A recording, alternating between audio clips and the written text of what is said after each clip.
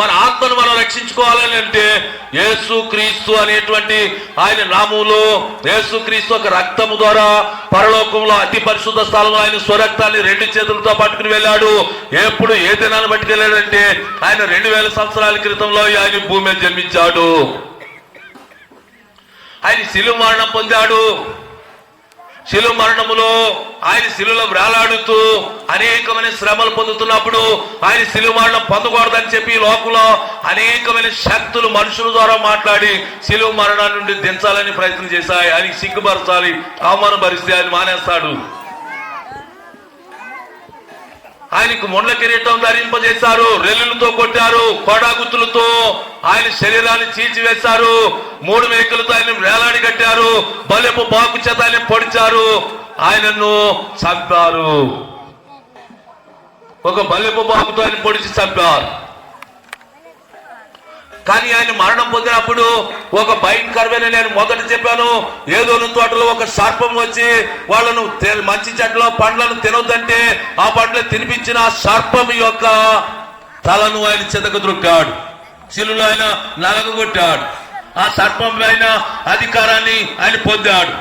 ఎవ్వరు ఈ ప్రపంచంలో అనేకమైన మతాలు, బౌద్ధుల్లో గాని, ఖురాన్లో గాని, హిందువుల్లో గాని ఎక్కడ కూడా ఎవరు కూడా ఈ సర్పాన్ని ఆరాధిస్తున్నారు కానీ సర్పాన్ని తలను చెదగొట్టిన వాళ్ళు ఎవరు లేరు. యేసుక్రీస్తు మాత్రమే 3 మేకుల మధ్య ఆయన శిలువ మరణం పొంది ఆయన నలగొట్టాడు ఆ ఆది సర్పాన్ని, ఘట సర్పాన్ని. 3వ దినమున పునరుద్ధరణైన వారు ఈ ప్రపంచంలో ఎవరు లేరు. యేసుక్రీస్తు మాత్రమే 3వ దినమున ఆయన పునరుద్ధరణయ్యాడు. మరణాన్ని నుండి జయించి ఆత్మను రక్షించుకోగలిగాడు. మన ఆత్మలను కూడా రక్షించడానికి ఆయన పాప విమోచన క్రైతనం అయి ఉన్నాడు అనమాట. అందుచేత యేసుక్రీస్తు 3వ దినమున పునరుద్ధరణైన వెంటనే పరలోకం వెళ్ళి ఆయన స్వరక్తాన్ని చేతబట్టుకుని వెళ్ళి ఆ అతి పరిశుద్ధ స్థలంలో ప్రోత్సహించాడు కనుక ప్రపంచంలో ఉండేటువంటి ప్రజలందరికీ ఈ దినము కూడా ఆ స్వరక్తం ప్రోత్సహింపబడుతుంది. ప్రతి ఒక్కరిని కూర్చి ఆ స్వరక్తము చేత పాప పరిహారం కలుగుతూనే ఉంది.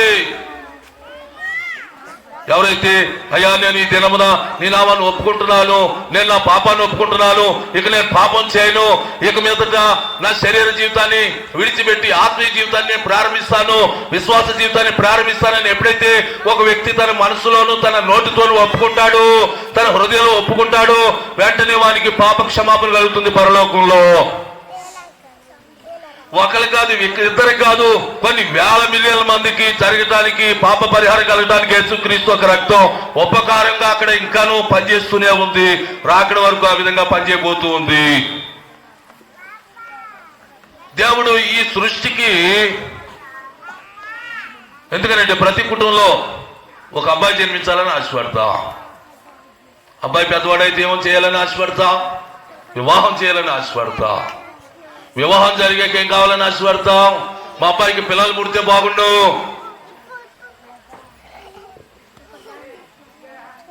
ఆ విధంగానే దేవుడు ఈ సృష్టి అంతటికి లోక కళ్యాణం చేయబోతున్నాడు.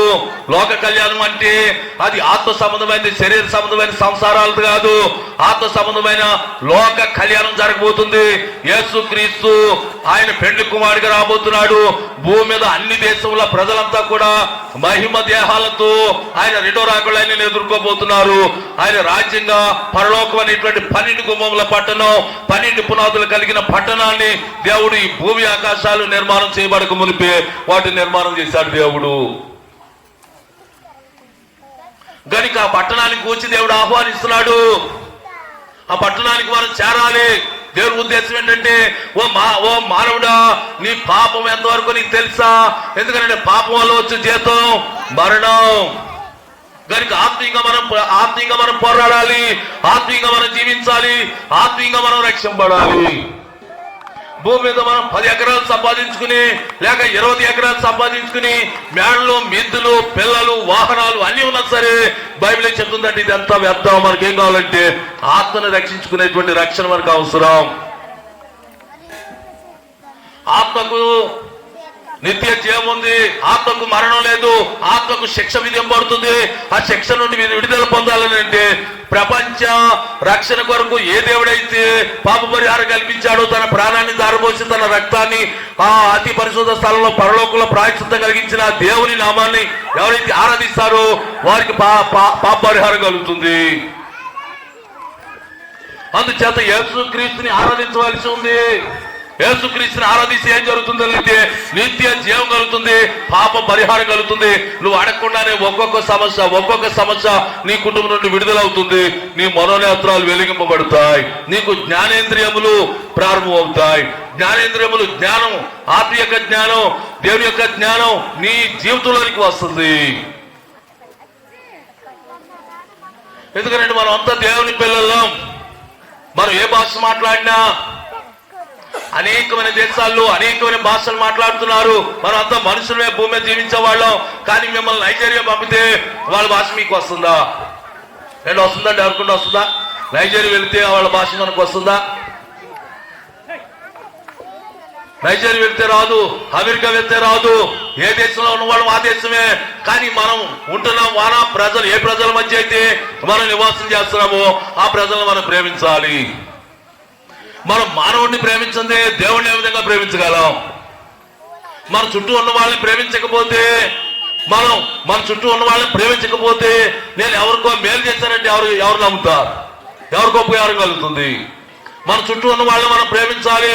ఈ క్రైస్తవం ఏం చెప్తుందంటే అందరూ ఒకే మనిషి నుండి వచ్చాం, అందరూ ఒకే దేవుడి నుండి మనం జన్మించాం, కనుక అందరినీ కూడా మనం ప్రేమించాలి అనేటువంటి ఉద్దేశం బైబిల్ మనకి బోధిస్తూ ఉంది. కనుక మీరంతా దేవుని పిల్లలు, ఎవరు బలహీనలు కాదు. దేవుడు మనకి ఇచ్చిన ఈ దేహం చాలా విలువైనది. కానీ వ్యాధి చేత చెడిపోయి పాడైపోయి ఒకవేళ చనిపోతే ఎవరికి ఉపయోగపడుతుంది? ఎవరికి ఉపయోగం కాదు. కానీ దేవుడు మనం జీవించాలంటే, దేవుని వల్ల మనం జీవిస్తేనే దేవునికి ఉపకారం అని దేవుడు ఏమంటున్నాడంటే మీ పాపాలు విడిచి నా దగ్గరికి రండి, నేను మిమ్మల్ని ఆస్వాదిస్తా. కానీ నేను ఎవరైనా ఇక ఈ దగ్గరికి వచ్చి మీ పాపం విడిచిపెట్టమంటున్నాడే దేవుడు, నువ్వు విడిచిపెట్టు అని అంటే ఈయన ఏమంటాడంటే నేను ఏ పాపం చేశాను చెప్పరా పాస్టర్ అంటాడంట. ఏంటి అంటాడంట? ఎందుకనంటే పాపం చేశానంటే ఒప్పుకో. ఎందుకనంటే మనం రోజు చేసేది మన చూపు వల్ల, ఆలోచన వల్ల, చేతుల వల్ల, నడవటం వల్ల, మనం చేసేటువంటి నోటి మాటల వల్ల ఏదో పాపం రోజు చేస్తూనే ఉంటాం. అందుచేత యేసుక్రీస్తు పాప పరిహారై ఉన్నాడు. ఎటువంటి వారికైనా, ఎటువంటి తెగ వారికైనా, ఎటువంటి భాషలు గల వారికైనా, ఏ మతస్థులైనా అన్ని మతస్థులను ఆయన ఆహ్వానిస్తున్నాడు, అన్ని దేశస్తులను ఆయన ఆహ్వానిస్తున్నాడు, అందరినీ ఆయన ప్రేమిస్తున్నాడు. కనుక యేసుని అంగీకరించినట్లయితే మనకు పాప పరిహారం కలుగుతుంది, నిత్య జీవం మనకు కలుగుతుంది. ఈ దినాన్ని ప్రభు వస్తాడేమో, రెండో రాకడ సమయం కాబోతుంది, యుగ సమాప్తికి దగ్గర కాబోతుంది. గనుక మనకి రక్షణ అవసరం.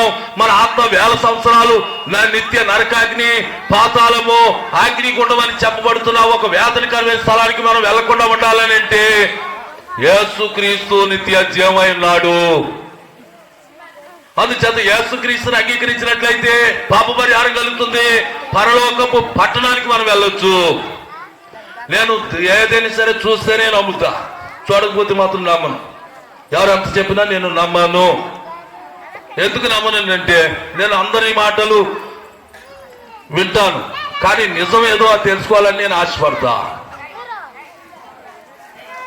అయితే నేను దేవునిది మా తండ్రి గారు అనారోగ్యం చేత, మా అమ్మగారు మా తండ్రి గారు ఆరోగ్యం బాగోవాలని ఆమె రాత్రి పగలు ప్రార్థన చేస్తే నేను అనుకునేవాడిని మా తండ్రి గారు పేదవాడి దేవుడు దొరికాడు కావాలి, నేనైతే శివారాధన చేస్తున్నా, నా దేవుడు గొప్పవాడు అనుకునేవాడు.